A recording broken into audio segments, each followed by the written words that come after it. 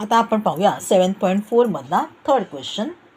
A is the center of the circle. Angle PAR equal to 30 degree. AP is equal to 7.5.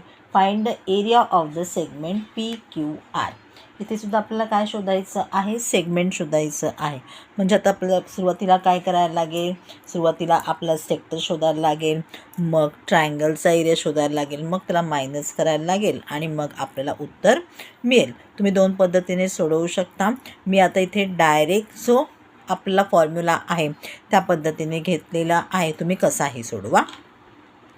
A is the center of the circle. Angle PAR equal to 30 degree. AP is equal to 7.5. इथे आपला सेंटरचा angle दिलेला आहे. पाया is equal to 3.14. Find area of segment PQR. A is the center of the circle. Angle PAR equal to 30 degree. Therefore, theta is equal to 30 degree. Cos angle A is the central angle. AP is equal to AR is equal to 7.5 radii of the circle. Area of segment PQR is equal to R square in the bracket theta into pi upon 360 minus sin theta upon 2. 7.5 square in the root in the bracket 3.14 into 30 degree upon 360 minus sin 30 degree upon 2. आता sin 30च्या ठिकाणी आपण त्याची value जी आहे 1/2 ती भरणार आहोत. इथे काय झालेलं आहे, 31 30, 31 30, 6 राहिलेले आहे, 32 60 म्हणजे 12, 12 3 360.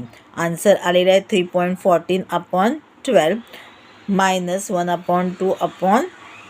मग आपण काय केलेला आहे, हा जो 2 आहे तो आपण मल्टिप्लिकेशनमध्ये करून घेतलेला आहे. म्हणजे 2/1 होता त्याचा 1/2 म्हणजे तिथे काय झालं 1/2 कटआउट झालेले नाही. 1/2 कटआउट झालेले नाही आहेत. त्याचं आपण मल्टिप्लिकेशन करून दिलेला आन्सर 1/4. मल्टिप्लिकेशनची साईन होती ना, मला वाटलं प्लस मायनस आहे 3.14/12 मायनस 1/4. आता आपल्याला जे आहे ते आपल्याला डिनॉमिनेटर सेम करून घ्यावं लागेल. म्हणजे 3ने मल्टिप्लाय केलं इथे 3.14 ॲज इट इज, मायनसची साईन ॲज इट इज, 3 1 3. 3.14मधून 3 गेले, 0.14 राहिले. आपण इथे 7.5चा स्क्वेअर लिहून घेतलेला आहे, तो आहे 56.25.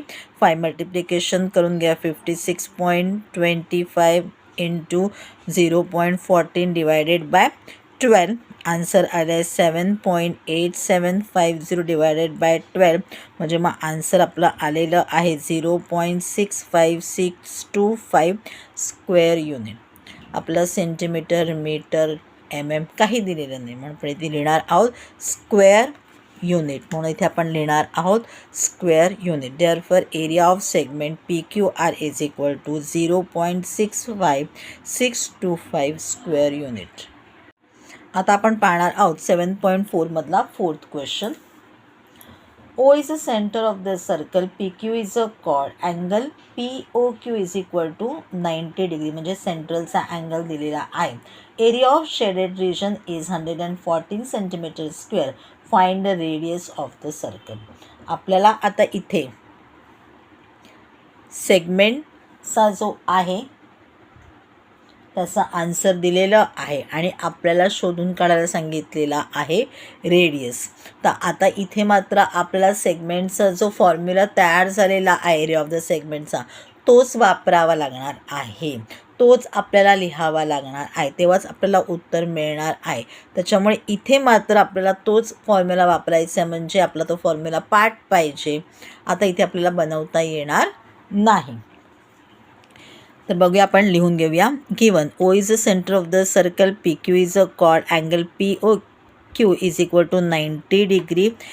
Area of segment PRQ is equal to 114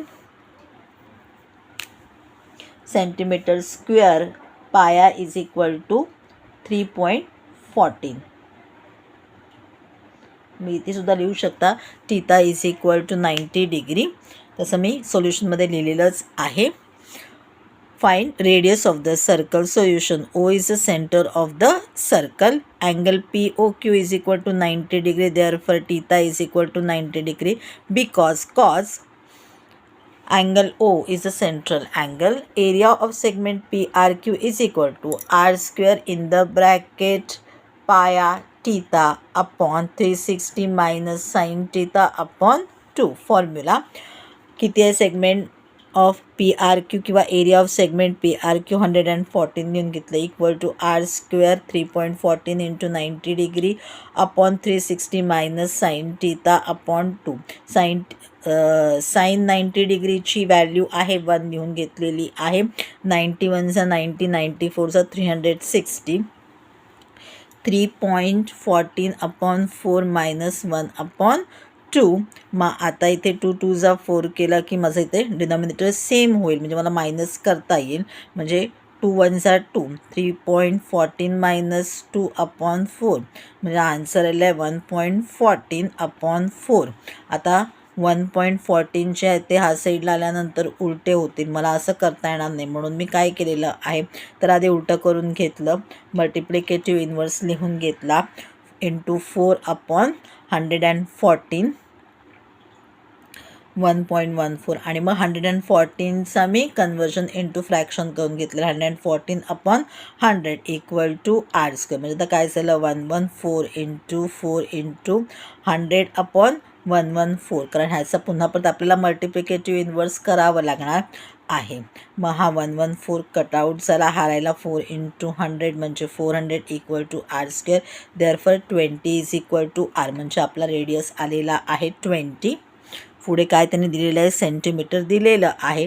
taking out square route आणि मग आपण इथे लिहून घेतलं therefore radius of the circle is 20 centimetre.